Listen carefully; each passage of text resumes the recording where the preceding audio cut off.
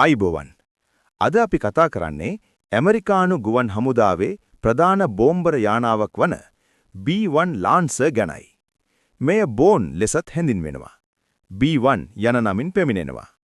මෙම යානය 1970 දශකයේදී රොක්වෙල් සමාගම විසින් නිර්මාණය කරන ලද අතර 1986 දී සේවයට ඇතුළු වුණා. එය සුපර්සොනික් වේගයකින් යුත් වේරියබල් ස්වීප් තාක්ෂණය සහිත හෙවි බොම්බර යානාවක්.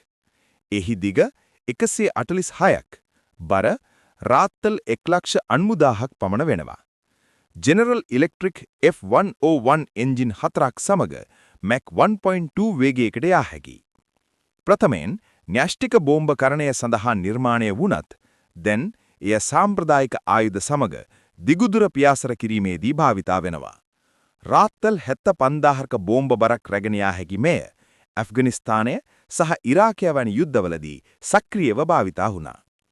ජිමි කාටර් ජනාධිපතිවරයා විසින් 1977 දී අවලංගු කළ මෙම ව්‍යාපෘතිය රොනල්ඩ් රේගන් විසින් 1981 දී නැවත ආරම්භ කළා. දැන් එය B-52 සහ B-2 සමග ඇමරිකානු උපායමාර්ගික බෝම්බ බලකායේ කොටසක්.